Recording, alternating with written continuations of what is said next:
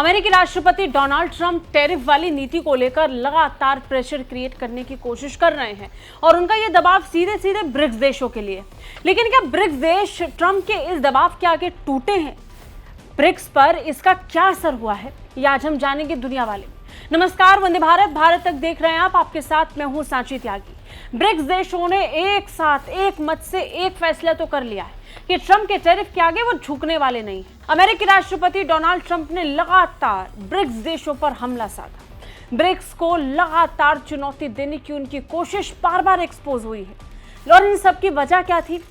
इन सब की वजह ये थी कि अमेरिका के राष्ट्रपति ट्रंप को लगता है कि ब्रिक्स उनके डॉलर को खत्म कर देगी। ये ब्रिक्स देश इसलिए अस्तित्व में आए क्योंकि डॉलर को चुनौती देना चाहते हैं। लेकिन भारत ये बार बार कहता रहा, सिर्फ भारत नहीं, ब्रिक्स देश कहते रहे कि डॉलर को खत्म करने, उसे चुनौती देने की इनकी कोई मंशा नहीं है।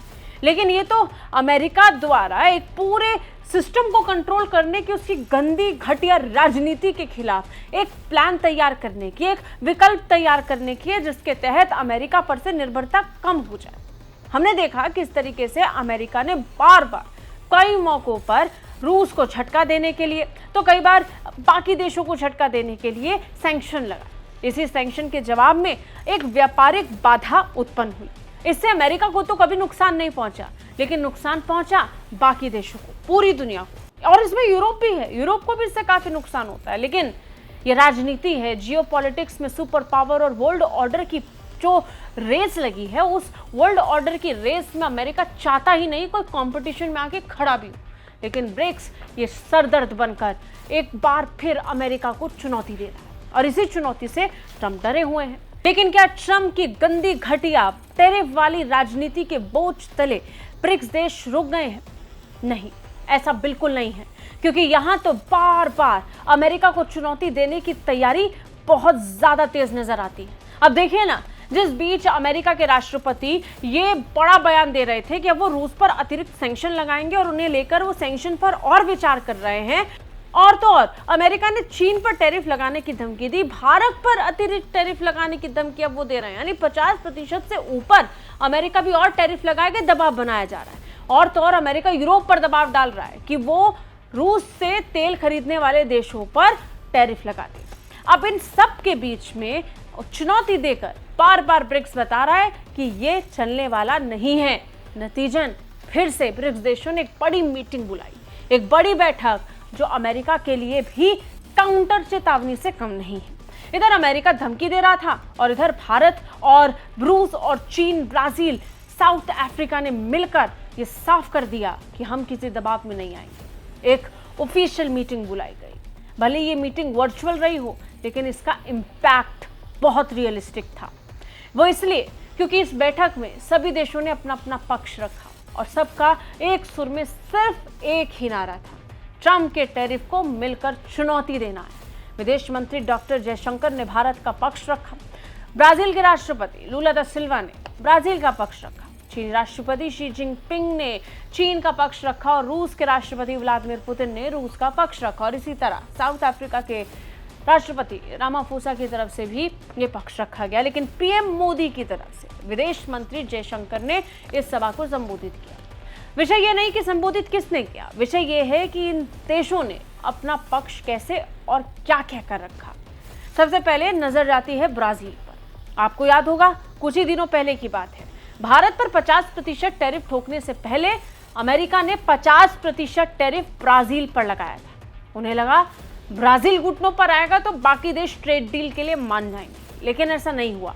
ब्राजील पर 50% टैरिफ ठोकने के तुरंत बाद ब्राजील ने दो टूक कहा कि अगर बात करने के लिए किसी के पास जाना पड़ेगा तो वो प्रधानमंत्री नरेंद्र मोदी से कॉल करके बात कर लेंगे, लेकिन वो राष्ट्रपति ट्रंप के पास नहीं जाएंगे। ये पहली चुनौती, ये पहली यलकार थी ब्राजील की तरफ से। और आज की तारीख में लुला दा सिल्वा बहुत दो टूक कह रहे हैं कि भारत और ब्राजील को एक दूसरे के साथ हाथ मिलाना।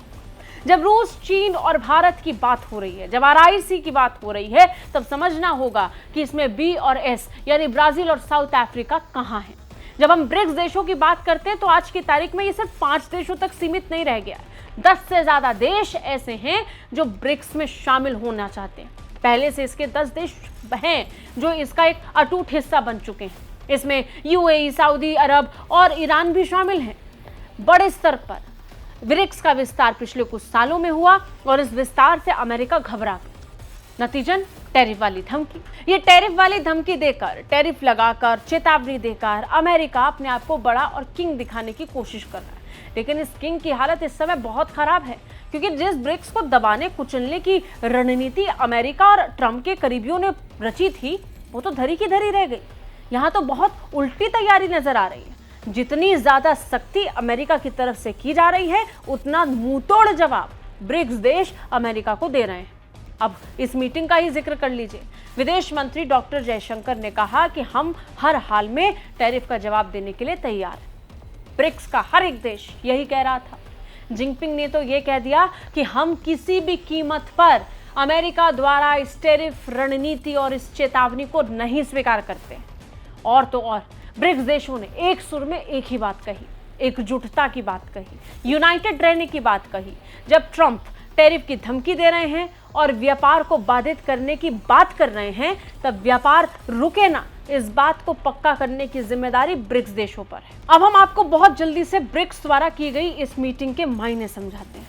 लेकिन मायनों पर जाने से पहले सबसे पहले समझिए ब्राजील के राष्ट्रपति का बयान चर्चा में क्यों है और क्यों इसे लेकर अमेरिका चिंतित है। लूला दा सिल्वा ने कहा कि ब्रिक्स देशों को आपस में व्यापार और वित्तीय सहयोग बढ़ाना चाहिए, ताकि दुनिया में बढ़ती टैरिफ यानी अतिरिक्त टैरिफ से बचा जा सके।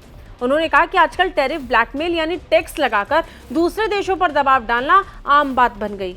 उन्होंने सीधे किसी देश का नाम तो नहीं लिया, लेकिन सब समझ रहे हैं कि इशारा अमेरिका की तरफ है। चीन के राष्ट्रपति शी जिनपिंग ने भी यही कहा कि यह जरूरत है और इस समय एक साथ आने की जरूरत है और यूनाइटेड रहना ब्रिक्स देशों की सबसे बड़ी प्राथमिकता। इसलिए जरूरी है कि वो देश जो दुनिया के अलग अलग देशों पर टैरिफ लगा रहे हों, उसको जवाब वैसे ही दिया जाए। विदेश मंत्री डॉक्टर जयशंकर ने ब्रिक्स समिट की इमरजेंसी मीटिंग में भाग लिया और इस बैठक में कई अहम मुद्दों पर चर्चा की।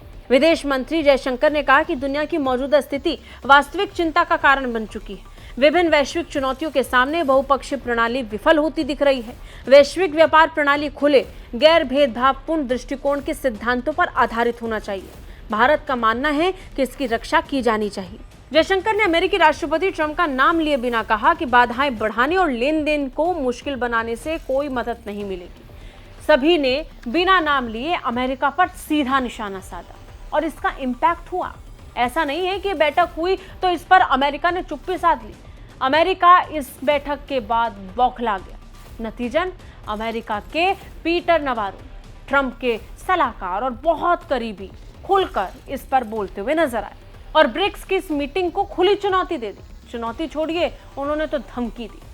व्हाइट हाउस के ट्रेड सलाहकार पीटर नवारो ने ब्रिक्स देशों को वैम्पायर बताया और कहा कि संगठन लंबे समय तक टिक नहीं पाएगा, क्योंकि ये देश एक दूसरे से नफरत करते हैं। उन्होंने भारत पर लगाए गए अमेरिकी टैरिफ को लेकर एक बार फिर कहा कि भारत को किसी न किसी समय अमेरिका के साथ व्यापार बातचीत पर सहमत होना ही पड़ेगा। अगर ऐसा नहीं हुआ तो वो रूस और चीन के साथ खड़ा नजर आएगा, जो उसके लिए अच्छा नहीं होगा।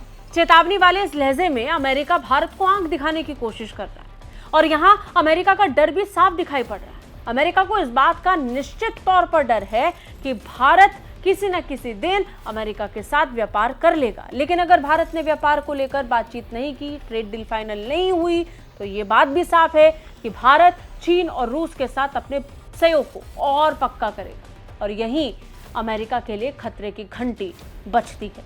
और जब खतरे की घंटी बजती है तो अमेरिका क्या करता है? अमेरिका धमकाने की कोशिश करता है, चेतावनी जारी करने की कोशिश करता है। लेकिन आजकल तो अमेरिका को सीरियस लेना ही पूरी दुनिया ने बंद कर दिया है। तभी तो अमेरिका की तरफ से हर दिन कोई ना कोई नेता, मंत्री, अधिकारी आकर धमकी देता है, लेकिन सब धरे का धरा रह जाता है।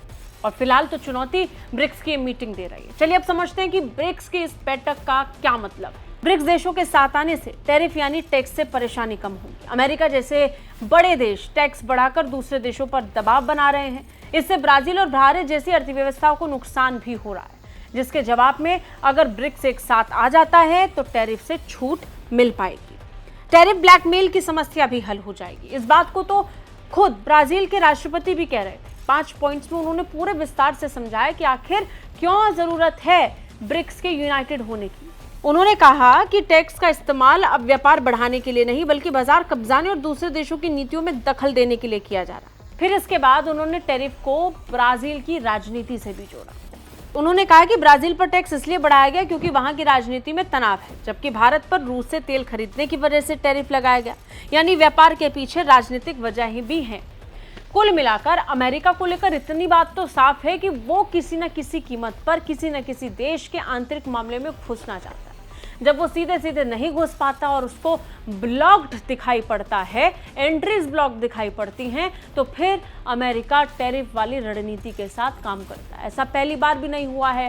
ट्रंप से पहले कई बार ऐसा हुआ है कि अमेरिकी राष्ट्रपतियों ने इसी तरीके से टैरिफ वाले हथकंडे अपनाए हैं। ट्रंप भी पुराने तरीकों के हिसाब से चल रहे हैं, लेकिन वो ये भूल गए कि आज पूरी दुनिया की इकोनॉमीज पुरानी इकोनॉमीज की तरह नहीं रह गई हैं। सब निर्भर हैं और एक दूसरे पर व्यापार जिस बड़े स्तर पर निर्भर हो चुका है, उसके बाद अमेरिका को भी दुनिया में साझेदारों की जरूरत है, और वो बिना भारत, रूस, चीन, ब्राजील और साउथ अफ्रीका या फिर ब्रिक्स के बाकी देशों के बिना ये हासिल कर पाएंगे। ये बहुत बड़ी और झूठी कल्पना है जिसमें ट्रंप इस वक्त जी रहे हैं। नतीजन खुली चेतावनी जब अमेरिका के राष्ट्रपति भारत को और भारत के सहयोगियों को दे रहे हैं, तो यहां से भारत भी बता रहा है कि ब्रिक्स अमेरिका का वो जवाब है जिसे समय आने पर अमेरिका खुद बर्दाश्त नहीं कर पाएगा। इसलिए भारत को चेतावनी देने से पहले अमेरिका को खुद समझना चाहिए कि जवाब यहां पहले से तैयार है। आपको क्या लगता है? कमेंट करके हमें जरूर बताइए। जय हिंद।